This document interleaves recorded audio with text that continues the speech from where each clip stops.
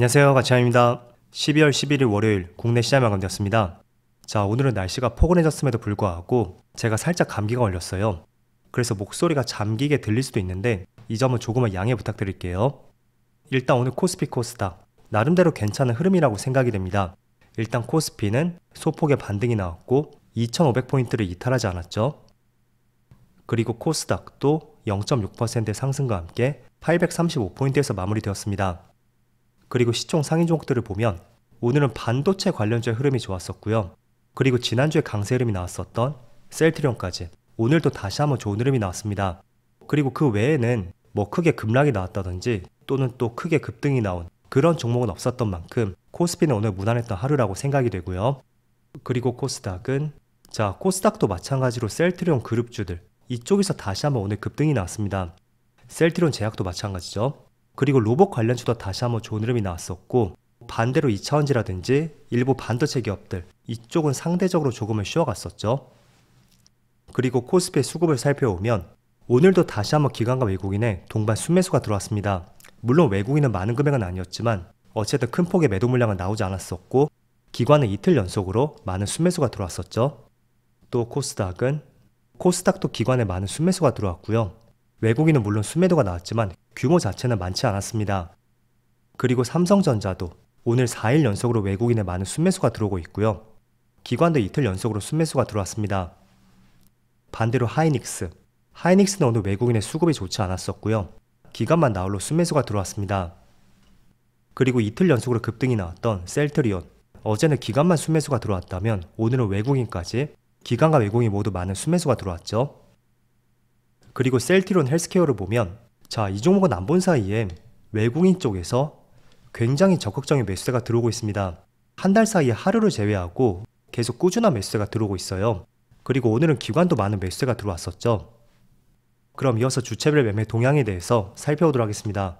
12월 11일 외국인이 가장 많이 매수한 종목은 삼성전자, 셀트리온, 두산로보틱스, 삼성전자 우선주, 기아 이렇게 각각 순매수 상위 종을 올렸고 그리고 기관도 셀트리온, 삼성전자, SK하이닉스, 에코프로 머티리얼즈 셀트리온 쪽하고 반도체 관련주 이쪽에 많은 집중을 했던 것 같네요.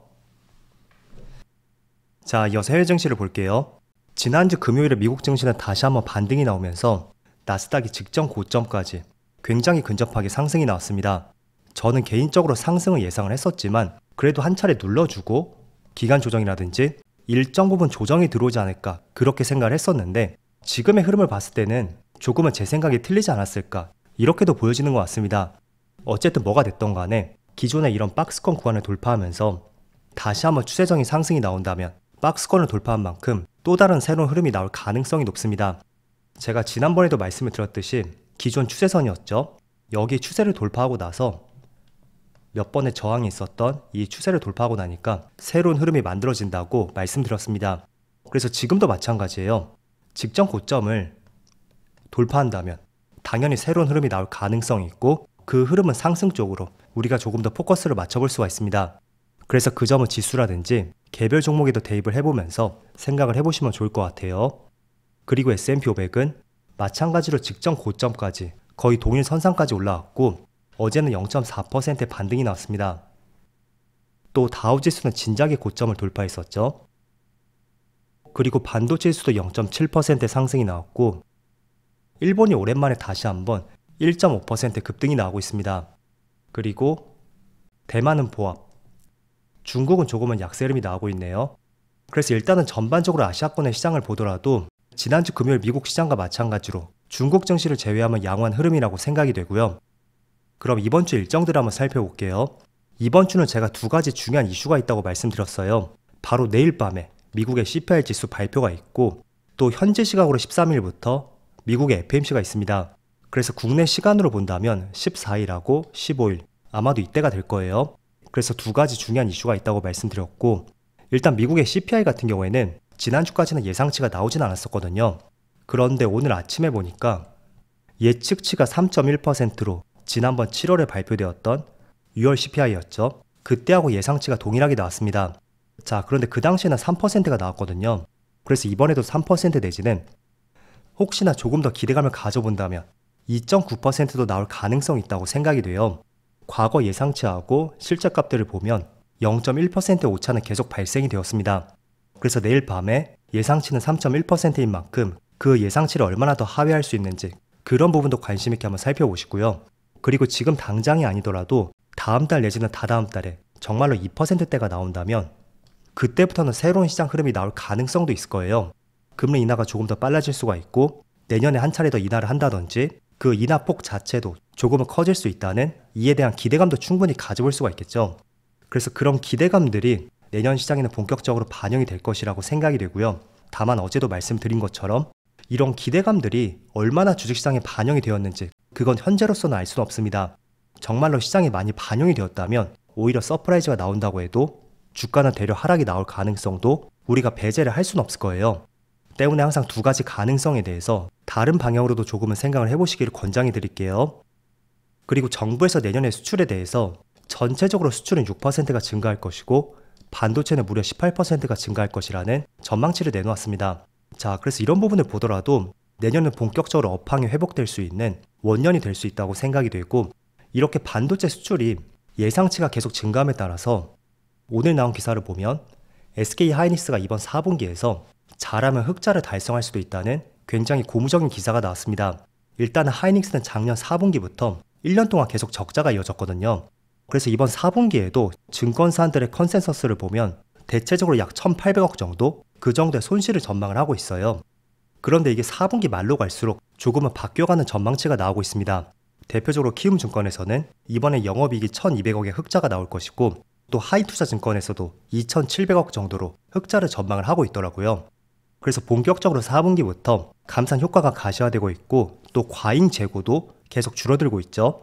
그리고 10월부터는 D램이라든지 낸드 플래시까지 고정거래 가격도 반등을 하고 있습니다. 그리고 HBM, AI 반도체 수요도 계속 증가를 하는 만큼 하이닉스의 실적 개선이 조금은 빨라질 수도 있다는 내용이라고 이해를 해보시면 좋을 것 같아요. 그래서 이런 부분이 배경이 되는 것은 내년 반도체 업황 회복이라든지 또 미국의 물가지수도 계속 안정화를 찾는다면 분명히 금리 인하 시점에 대해서도 기대감을 높일 수가 있고 이런 부분은 수출 산업에도 좋은 내용이 될 수밖에 없습니다.